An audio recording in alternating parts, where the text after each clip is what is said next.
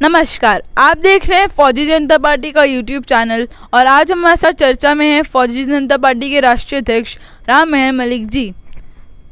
तो आपने एक फौजी जनता पार्टी बनाई है, उसका बनाने का क्या मकसद है? इतनी सारी पार्टियां हमारे देश में पहले से ही हैं, तो फौजी जनता पार्टी बनाने का क्या मकसद है?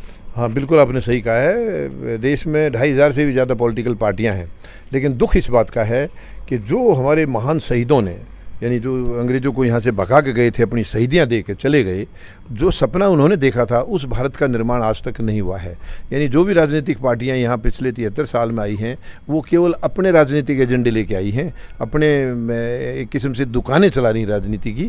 तो जो जवाबदेही होती है एक राजनीतिक पार्टी की, या वो जो सरकारें बनती हैं, जो उनको देश के लिए करना चाहिए, उसके प्रति कोई भी वचनबद्ध नहीं रहा है, कभी भी नहीं रहा है। उन्होंने उस धर्म को निभाया नहीं है। यानी राजनीति, देखिए बहुत अच्छा शब्द है, राज करने की नीति, लेकिन किसी भी पार्टी ने आज तक उस धर्म को नहीं निभाया है, कभी नहीं निभाया है। वो अपनी दुकानें चला रही हैं। तो अब क्योंकि सैनिक, देखिए जब देश की सरहदों पर तैनात है तो वो देश की बाहर से, बाहरी आक्रमण से पूरी तरह से रक्षा करते हैं, और उस वक़्त सैनिक को केवल देश या देश के जो नागरिक हैं वो दिखाई देते हैं, उसको अपना परिवार दिखाई नहीं देता है। उस जज्बे के साथ वो वहाँ पर सेवा करते हैं, उस जज्बे के साथ देश की रक्षा करते हैं वो। तो वहाँ पर जब सैनिक जब देश की रक्षा कर रहे हैं, तो उनको जब ये महसूस होता है कि हम कुछ ऐसे लोगों की भी रक्षा कर रहे हैं जो देश को अंदर से खोखला कर रहे हैं, लूट रहे हैं, भ्रष्टाचार से उसको बर्बाद कर रहे हैं, तो वहाँ से सैनिकों को फिर एक ये प्रेरणा मिली है।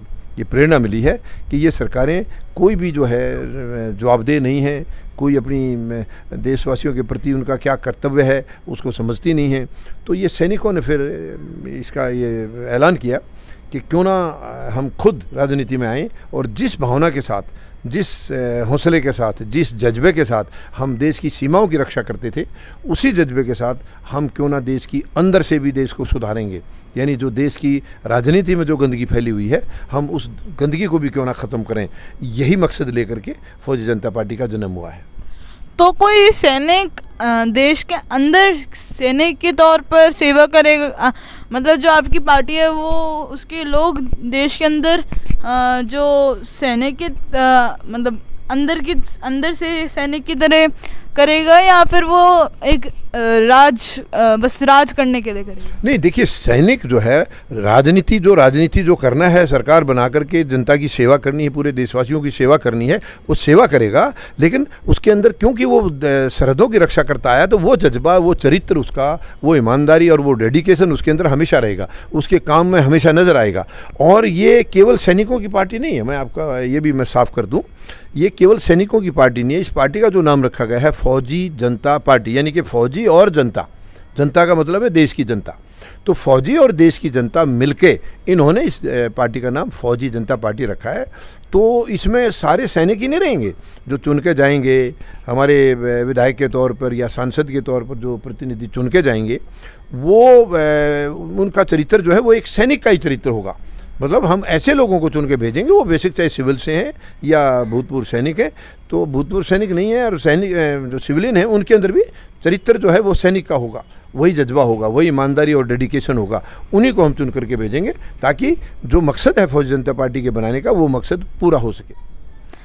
तो जो आपकी सरकार आने के बाद क्या जो भी तेल, मतलब डीजल, पेट्रोल और इन सब के चीज़ों के अभी भी जैसे बढ़ रहे हैं वैसे ही बढ़ते रहेंगे, या आपकी सरकार आने के बाद घटेंगे?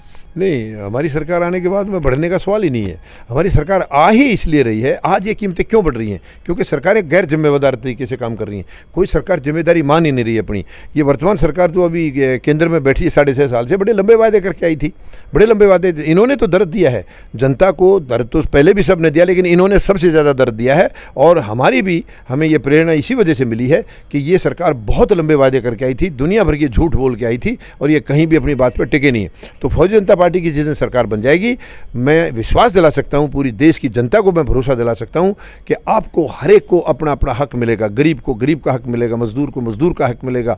यानी कि जवान, किसान, मजदूर, ये सब के सब प्रतिनिधि बनेंगे, बल्कि सारे के सारे प्रतिनिधि बने, क्योंकि इस तबके को कोई पूछता ही नहीं है, राजनीति में कोई लाता नहीं। आज राजनीति का गुंडाकरण हो रहा है, गुंडे और बदमाश वहाँ पर जा रहे हैं। वहाँ पर जब तक सच्चे और ईमानदार और गरीब और जवान और किसान लोग जब तक चुन कर नहीं जाएंगे, वो देश के साथ न्याय नहीं कर सकते, किसी भी वर्ग के साथ न्याय नहीं कर सकते। आज गरीब जो है पिसता जा रहा है, नीचे जाता जा रहा है, अमीर जो है तरक्की करते जा रहे हैं। तो इसलिए हमारी जब सरकार आएगी तो हर चीज़ का ध्यान रखा जाएगा, कीमतें बहुत कंट्रोल में रहेंगी, और जब डीजल पेट्रोल की कीमतें कंट्रोल में होंगी तो बाकी महंगाई पर अपने आप कंट्रोल आ जाएगा। और हम किसी भी चीज़ का कोई भी रेट ऐसा नहीं होने देंगे जो जनता की पहुंच से बाहर हो।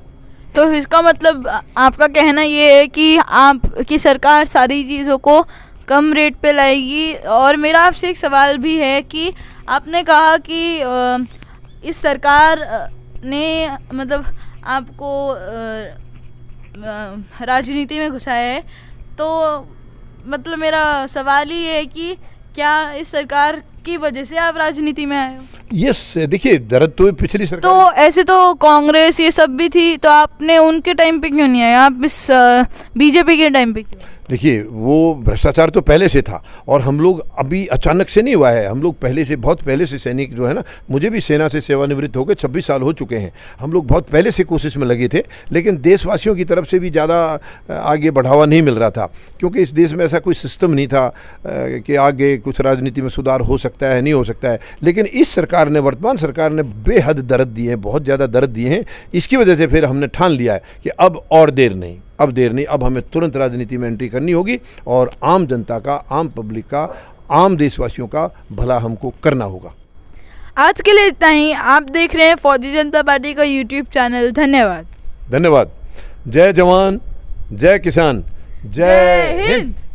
अगर आपको हमारी वीडियोस अच्छी लगती हैं तो हमारे वीडियोस को लाइक करें, कमेंट करें, शेयर करें और हमारे चैनल को सब्सक्राइब करें।